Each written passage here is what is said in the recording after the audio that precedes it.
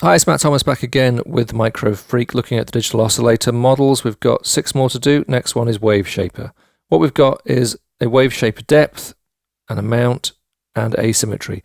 These three, they're really used in conjunction. It's essentially a wave shaper changes the slope of a waveform. Let's null these guys down. Okay, so there we go. If I decrease the wave shaping, we start with something basically a sine wave. If I increase the wave shaper, look, you can see if you look on the oscilloscope, now it's doing what's called wave folding, where it's flipping the top of the waveform back down again, and that's changing the harmonics. Okay, and we've also got, there we go, increasing the harmonics a different way. And finally we have this asymmetry, which sort of tips the energy towards the extreme edges of the waveform.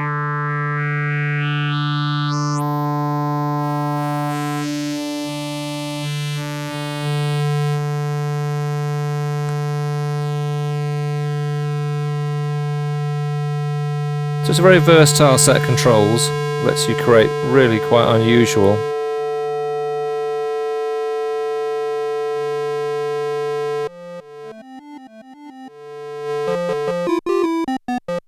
digital waveforms. So that's the wave shaper. Next we have 2-operator FM. This is really an incredibly simple cut down segment of a DX7 or an Ableton operator or the FM7, whatever you're familiar with. It's just 2 sine waves in a frequency modulation relationship. One is effectively the carrier, one's the modulator. If you don't know digital FM modulation synthesis stuff, you might be thinking, what? You might want to do a bit of reading on it or check out the FM course here on Sonic Academy. On the other hand, we've only got 3 controls to work with, so you're probably going to get by just bluffing this one. So we've got ratio. This is the distance between the wave you can hear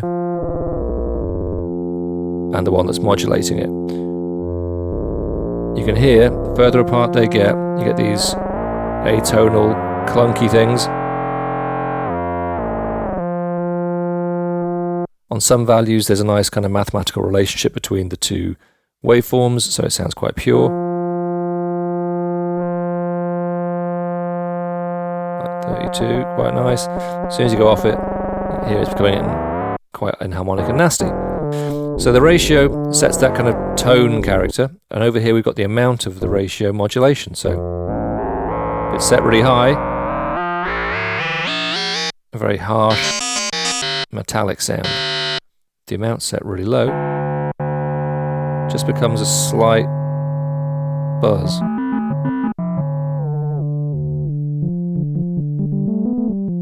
See, without much of actual the frequency modulation depth, the amount of kind of FM being applied. When it's down at 0, we just have a sine wave, and as you bring it up, it starts being modulated by the second sine wave, the one we can't hear, whose pitch is set with the ratio. And we get these strange metallic sounds. Apart from this, we have feedback. If it's not quite enough for you, you can set a feedback loop for the oscillator we can't hear. At this point, if you haven't really got your head into FM synthesis, you might be getting really lost. Doesn't matter, just use your ears. You can hear that feedback is really kind of buzzing up the basic waveform quite a bit. If I kill the feedback now, you can hear there's a point there where it nulls it out quite nicely.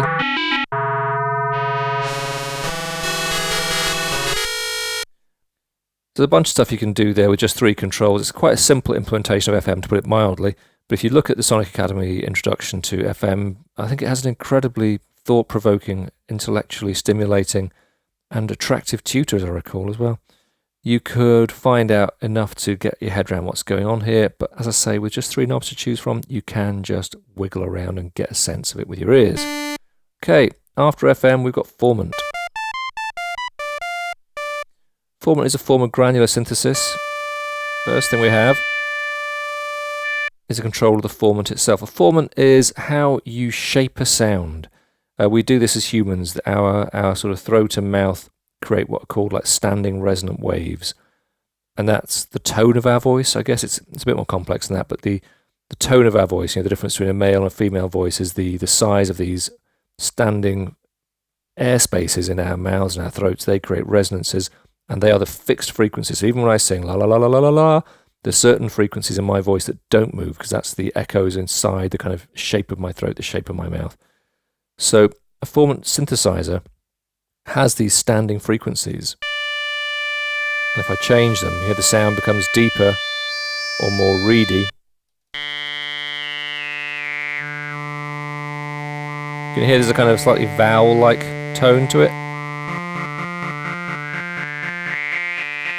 You see, regardless what note I play, they have that particular tone, that set of frequencies, standing. Okay, so that's the interval. Then we have the formant. What sound? This is where you can sort of make different.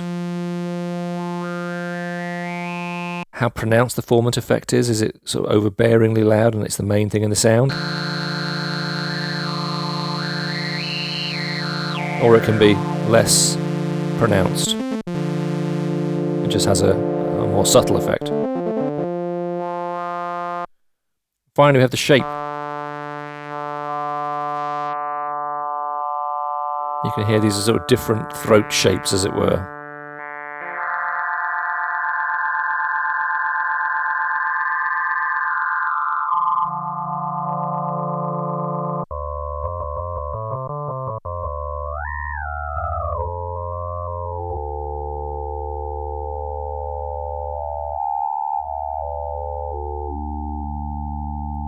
So, very Tuvan throat singery kind of vibes going on there. Moving on to the chords. This is, let's get this guy 0 down again. Chords is a polyphonic chord on one note.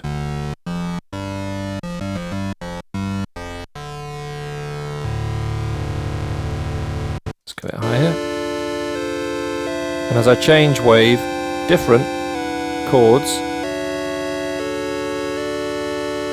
all the way from major back to a straight octave. 5th, sus4th, and so on. So there's a series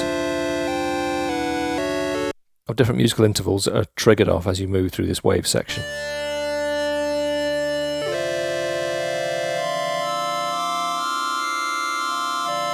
As you change timbre, you get what are called inversions, different ways of playing the same key, the same chord. Just placing notes up and down across the octaves, but still ultimately sounding the same chord.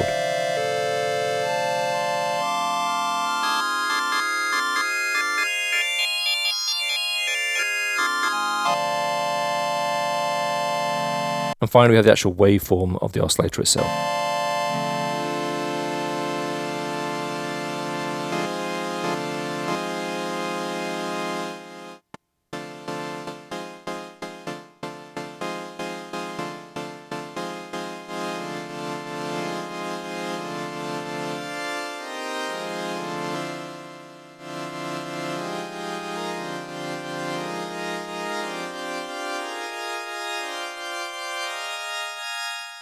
That's chords, and we have speech. Okay, so let's get these 0 back down again, see what we get. So we've got type, timbre, and word. So let's just get this down and see what we get. Okay, so we start with the basic singing voice. Now, as I change the type, you will hear that's changing.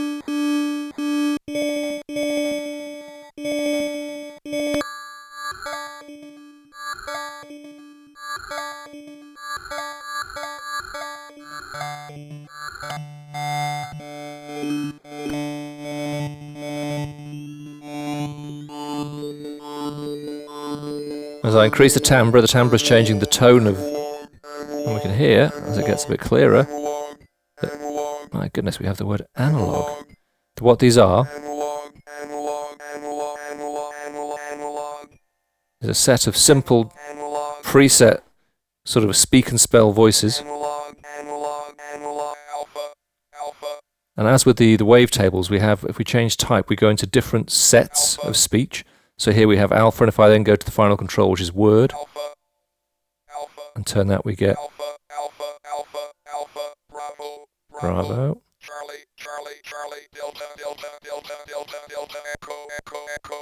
So with wave, the type control, can get into a different list of words. There we go. And with shape, the actual word choice, I can choose particular words. And with timbre, as the name suggests, I can change the character of the voice.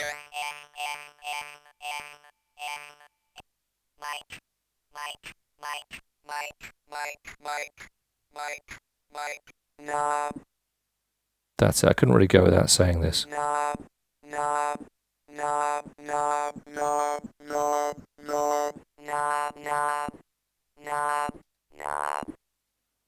So that's purely coincidental that we finished with the synth saying knob. And I am not 6 years old. Okay, and then lastly we have modal. Modal has three controls. We have inharmonic, timbre, and decay. Modal creates, a bit like the car plus strong, it creates a model of, let's get the attack down here, essentially bell-like harmonic relationships. Not just bell things, as you'll hear if we mess with it. The more inharmonic it is, the more bell-like it becomes. If I increase the timbre, we get past that sort of mallety plastic thing into actual metallic metal tones. And if I then increase the decay,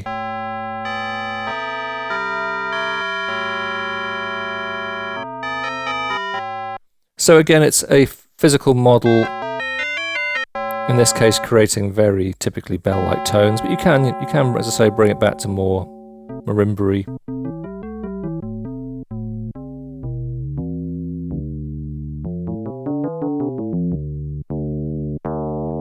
Slightly FM-like sort of twangs.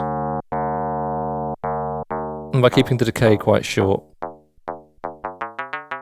get these little Kraftwerky.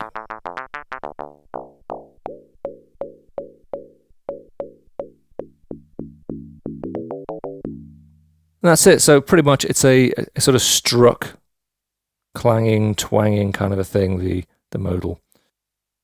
So there we go, we've looked at all 12 digital oscillator models. Don't know about you, but I'm ready for some filter. Thanks everybody for watching, commenting and indeed liking. We really do appreciate all the support we get here on our Sonic Academy YouTube channel. So if you found this video super useful, please, we'd love you to hit the subscribe button. We update the YouTube channel every week with new content. And if you want to watch some more relevant content, just click on the videos beside me.